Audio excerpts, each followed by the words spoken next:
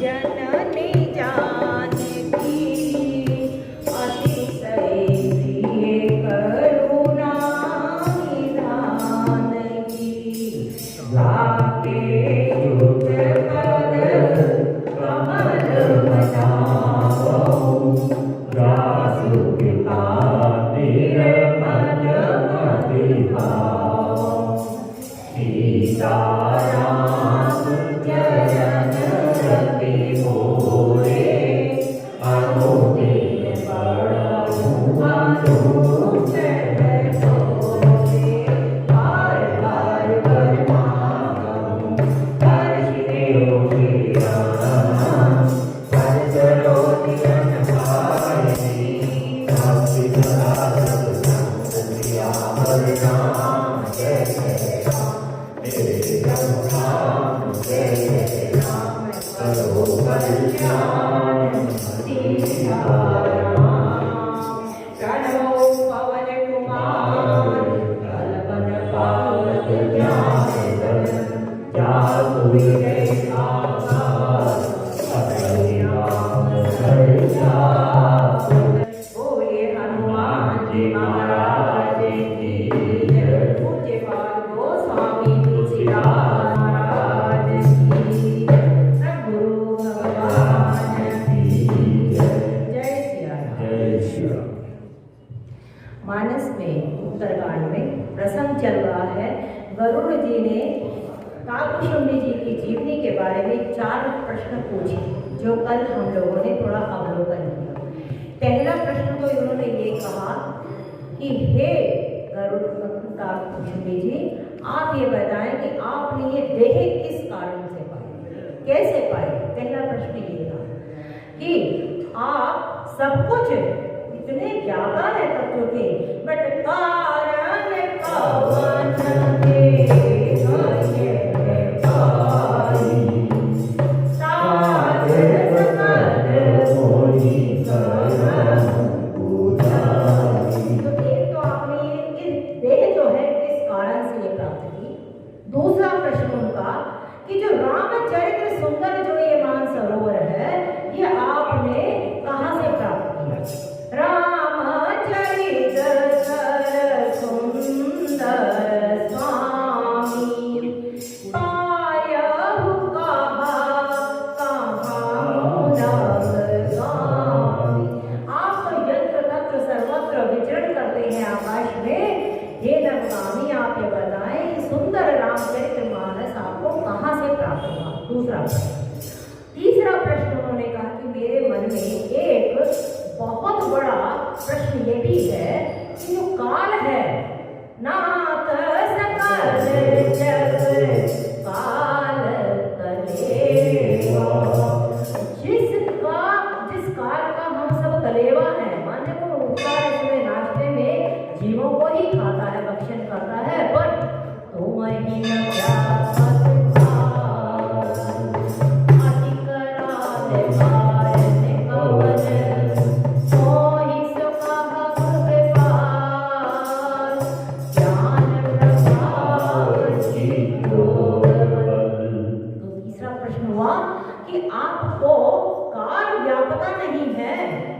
क्या कारण है। क्या ये उद्योग का कारण है कि क्या ज्ञान का कारण है, आप मुझे बताएं। और चौथा प्रश्न क्या किया, प्रभु तब आश्रम आए मोर मोह भ्रम कारण कवच सुनात सब करम सहित अनुराग। कि मैं आपके आश्रम में जब आया, मेरे समस्त मोह संशय भ्रम जो है सब चले गए। आप इसका कारण बताओ कि क्या कारण है कि आपके पास आकर मेरे सब मोह सब आता है ना, तेरे पास आके मेरा वक्त गुजर जाता है, 2 घड़ी के लिए कब जाने इधर जाता है। तो ये क्या कारण है। ऐसे 4 प्रश्न जब काकभुशुंडी जी के सामने गरुड़ जी ने किए हैं, तो ये जो कथा हो रही है, ये भगवान शंकर ज्ञान के घाट से उमा को सुना रहे हैं कि उमा गरुड़ गिरा सुनी कर के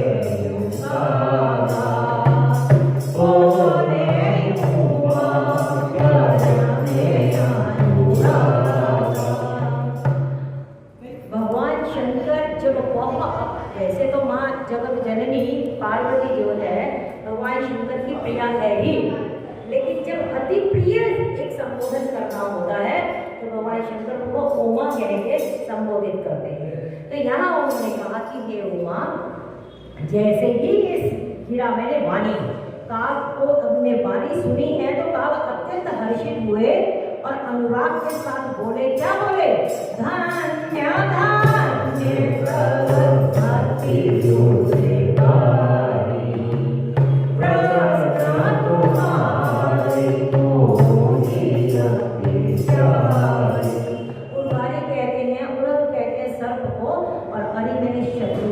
तो उर्गारी मैंने गरुड़ जी का ही दूसरा नाम है, जो सर्पों के शत्रु हैं वो उर्गारी कहा जाता है। तो यहाँ पर उमा को इसलिए संबोधन किया कि जब पार्वती ने दूसरा जन्म लिया और पहले जन्म में उनको भी संशय और भ्रम हो गए थे सती के जन्म में, और जब दूसरा जन्म लिया तो जब वो भगवान शंकर के सामने बैठी हैं तो उन्होंने कहा था, पूछे रघुपति कथा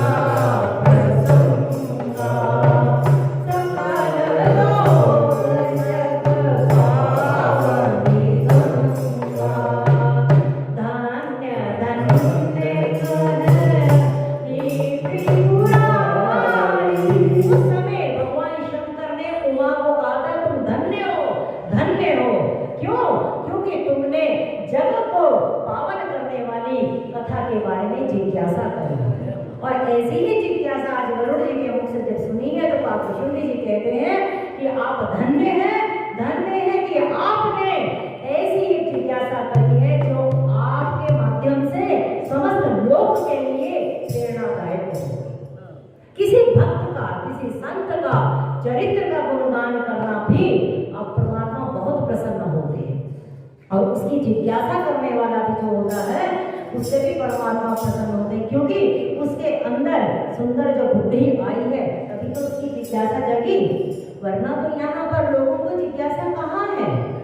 ये जिज्ञासा भी भीतर आ जाना कि हम कथा में कौन सा प्रसंग कब आ रहा है, कैसे सुने, ये सब जिज्ञासा होनी भी उत्तम बुद्धि का लक्षण है।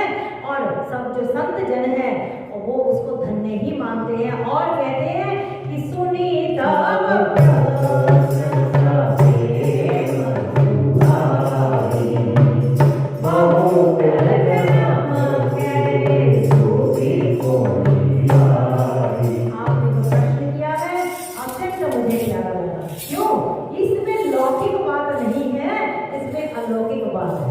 इसमें संसार की चर्चा नहीं है, इसमें परमात्मा की चर्चा है। कहते पहले समय में जब लोग मिलते थे, आपस में साधक लोग मिलते थे, तो वो ये पूछते थे कि आपका वैराग्य कहाँ तक बढ़ा, आपकी भक्ति कहाँ तक बढ़ी, उसके बारे में उनकी चर्चा होती थी। संसार की चर्चा नहीं होती थी, क्योंकि जहाँ संसार की चर्चा हो जाएगी तो वहाँ कहीं ना कहीं व्यक्ति राग और द्वेष में आ ही जाएगा। लेकिन जहाँ परमात्मा की चर्चा होगी, कहते हैं हमें है काम ईश्वर से, हम तो इस जगत में जब आए हैं तो हमें ईश्वर को रिझाना है, जगत रूठे तो रूठे, क्योंकि लोग उपचारा करे रात। और ये क्या है, शरीर तो मनुष्य का है और करतूत पशु की मानस जात, करतूत तो पशु की है और मानस की जात है। लोग उपचारा करेंगे रात, लोग उपचारा मैंने इसको खुश कर लो, उसको खुश कर लो।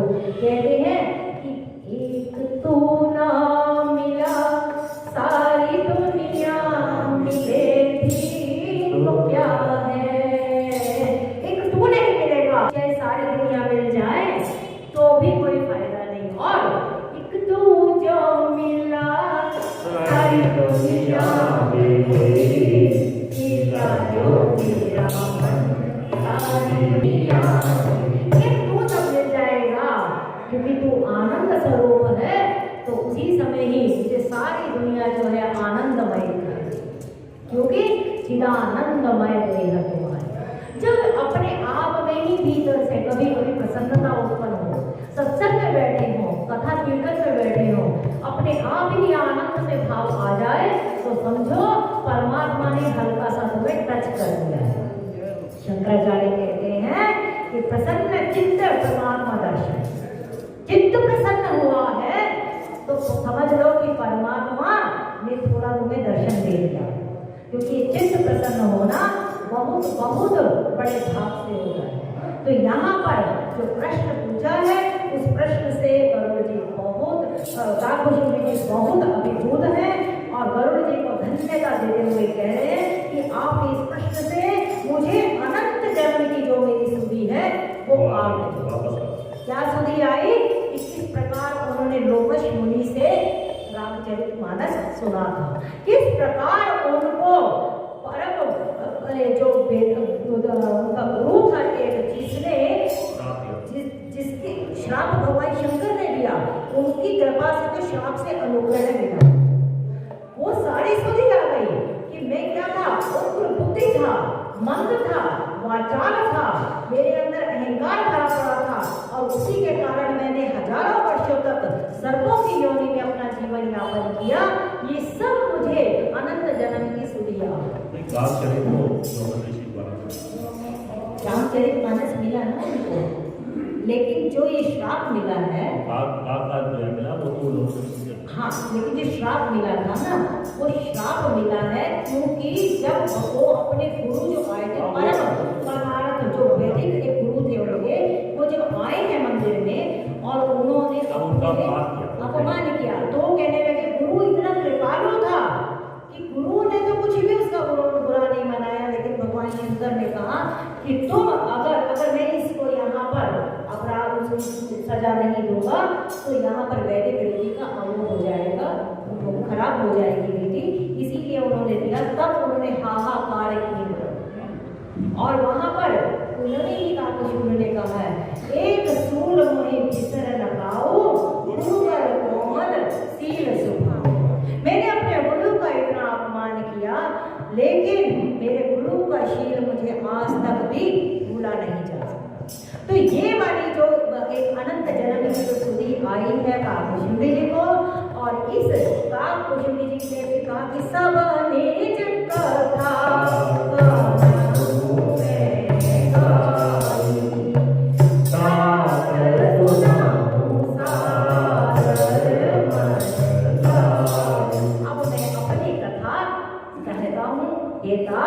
आप सादर और मन लगाकर सुने।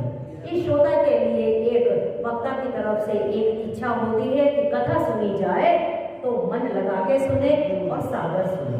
तो उन्होंने कहा अब मैं अपनी कथा सुनाता हूँ और ये देखें कि पहले राम कथा सुनाई गई है तब उनकी अपनी कथा की बात। इसी तरीके से हनुमंत लाल जी से जब विभीषण ने पूछा तो विभीषण ने क्या कहा, तब हनुमंत कही सब राम कथा पहले प्रभु की प्रस्थापना होनी चाहिए यहाँ पर। और वहां पर भी जब बैठे हैं अशोक वाटिका में, रावण आगा है, हनुमान जी ऊपर पत्तों में हैं, वहां छुपे हुए हैं, रामचंद्र कुन बरनई लागा सुनते ही सीता कर दुख भागा। उस समय हनुमान जी सामने दिख नहीं रहे हैं माँ जानकी को, ऊपर से कथा सुनाई जा रही है तो एकदम माँ देखती है कि कौन है ऐसा यहाँ लंका में जो राम का यहाँ पर चरित्र गा रहा है। तो वहाँ गोस्वामी तुलसीदास जी ये दिखाना चाहते हैं कि राम की चरित्र की, राम की कथा की महिमा है, वक्ता की कोई महिमा नहीं। उसका ही नाम होगा, उसकी ही कथा होगी तो लोग भागे जाएंगे। और यहाँ पर भी काकभूषुंडी जी कहते हैं कि आपने मुझे प्रश्न पूछा है, मैं अपनी कथा सुनाता हूँ, आप मन लगाकर सादर से सुने। क्या जब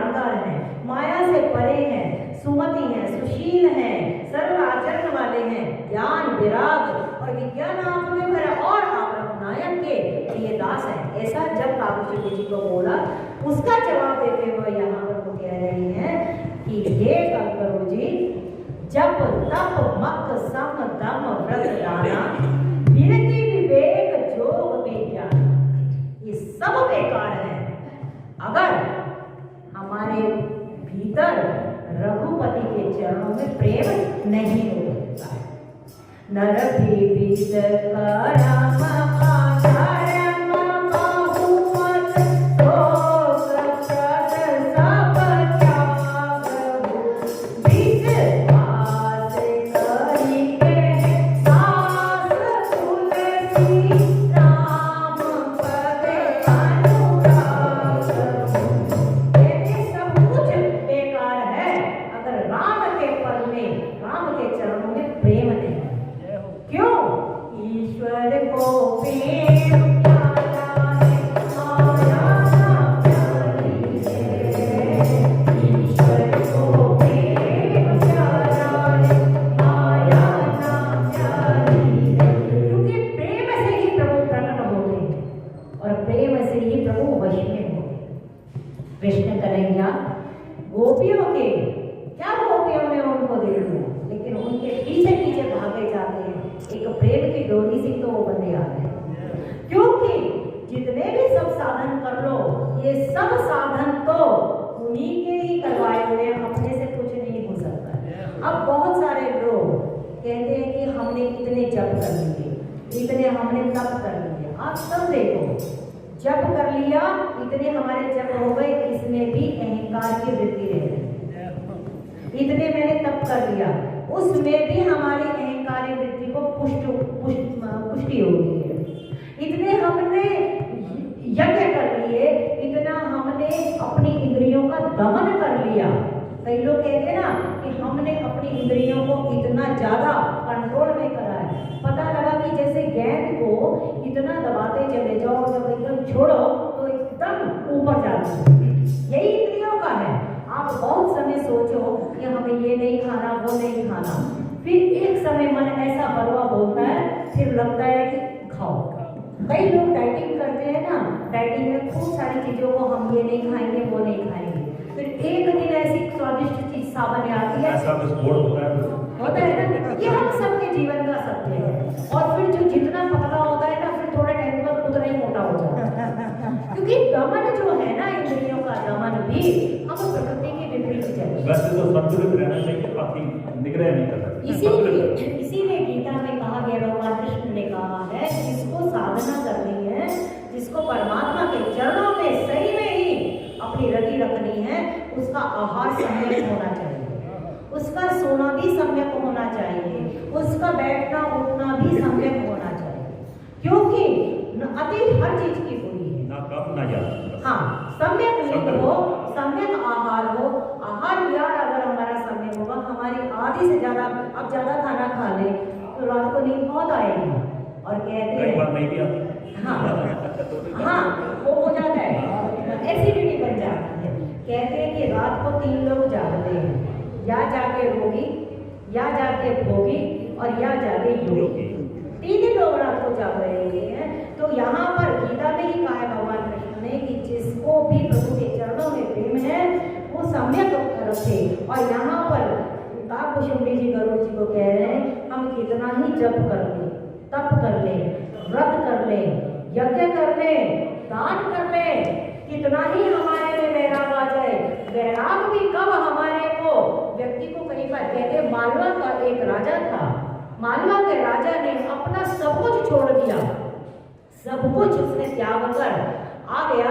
तो कहते हैं कि एक बार उसको किसी ने कहा कि अरे वो इतना बड़ा राजा, मतलब व्यक्ति का जो अहंकार है, वैराग्य का अहंकार है, वो भी कब आकर पकड़ लेता है ये भी हमें नहीं पता। क्योंकि ये माया जो है ना, बड़ी ठगनी है, माया महाठगनी हम जाने। तो वैराग को भी कभी कभी व्यक्ति को अहंकार आता है, और जितना भी योग कर ले या सब कुछ कर लिया, लेकिन एक टुकड़ा मिला, एक तेरे चरणों में प्रीति ना हुई तो कोई फायदा ही नहीं। गोस्वामी जी कहते हैं, सखा परम परमा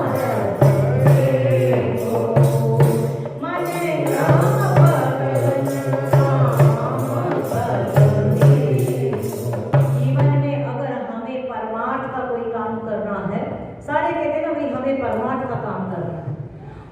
परमार्थ का काम शास्त्र कहता है एक ही है, मन क्रम वचन राम पद ने। बाकी सब जो कार्य हैं वो सब के सब माया के ही प्रदेश के कार्य हैं। उनसे कहीं ना कहीं अपनी ही प्रतिष्ठा, अपना ही अहंकार की पुष्टि होती है।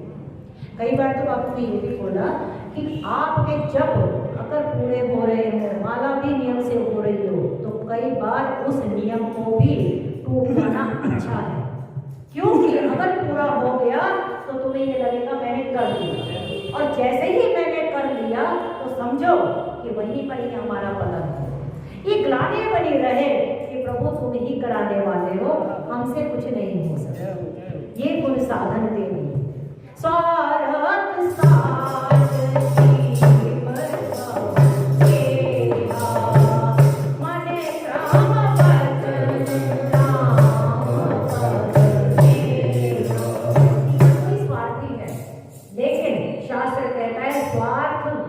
स्वार्थी है ना, स्वार्थ करो पूरा। स्वार्थ क्या है? मन क्रम वचन राम पद ने। परम परमार्थ परम स्वार्थ यही है अपने जीवन के लिए कि हमारा राम के चरणों में दिन प्रतिदिन प्रेम बढ़ता जाए। अभी तक इतनी उम्र हो गई, राम के चरणों में प्रीति नहीं बनी, तो समझो कि अभी यात्रा जो है ना, अगले जन्म के लिए भी अभी तैयारी करनी पड़ेगी। क्योंकि ये तो जन्म जन्म की है। और ये काकुशमुनि जी का जो चरित्र है ये हमारे लिए बहुत प्रेरणा है।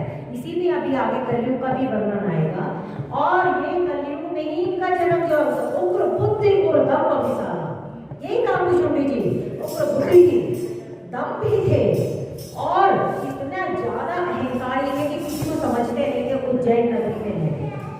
लेकिन धीरे धीरे इतने पढ़ाई करते करते करते करते अंततः आज ऐसी स्थिति में आए कि उनके आश्रम में कोई आता है तो मोह जो है ना उसका सब भाग जाए। ये एक विकास की यात्रा है, और ये संभावना है कि हम जैसे जीवों में भी ये विकास हो सकता है, और हम अगर ऐसे महापुरुषों के अनुसरण करें। तो यहाँ पर उन्होंने बोला कि हे गरुड़ जी, सब कर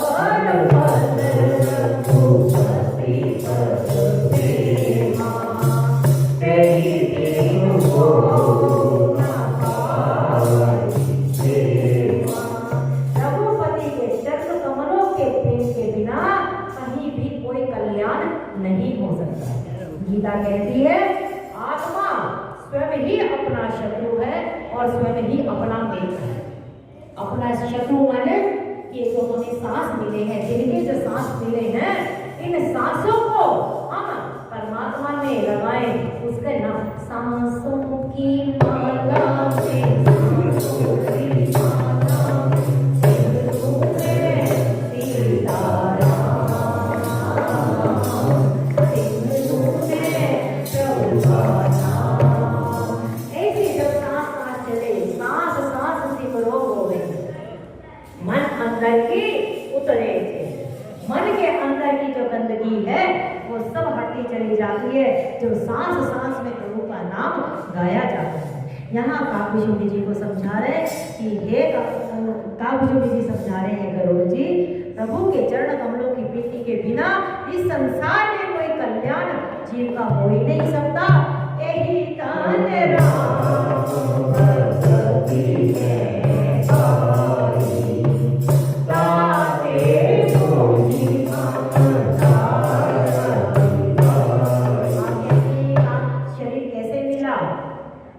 इस तन से ही मुझे राम की भक्ति मिली, इसीलिए मुझे इस शरीर पे ममता है। अदरवाइज तजऊ न तन निज इच्छा मरण। ये इच्छा मरण है काकुशमुनि जी, जब चाहे अपने शरीर को त्याग दे सकते हैं, लेकिन वो नहीं त्यागते। क्यों? जही ते कसूरी से भारत हो, तेरी परमात्मा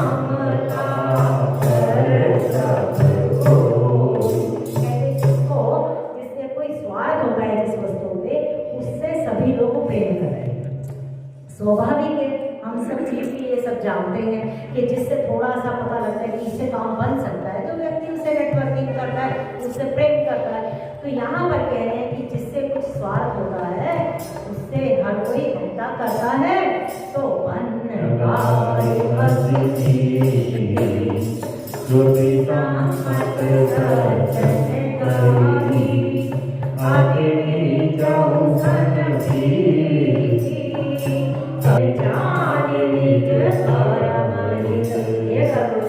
वेदों में ऐसी मानी हुई नीति है और सज्जन भी ऐसा कहते हैं कि जिससे अपना परम हित हो चाहे वो कोई भी हो उससे प्रेम करना चाहिए। इसका एक बहुत उत्कृष्ट उदाहरण क्या दे रहे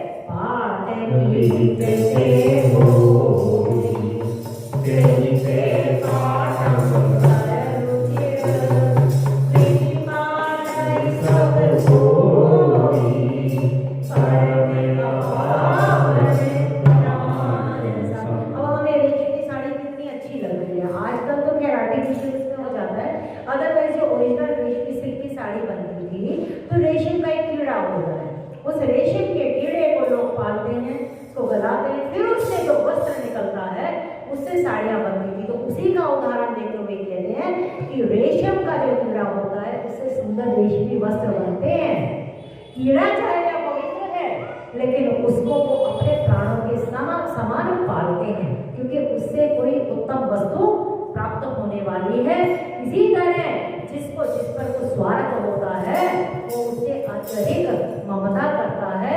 इसीलिए मुझे इस शरीर पे ममता है, मैं ये शरीर का शरीर रखता हूँ क्योंकि ये मुझे नित्य प्रति राम की भक्ति याद दिलाती है और राम की भक्ति में मुझे रंग रखती है।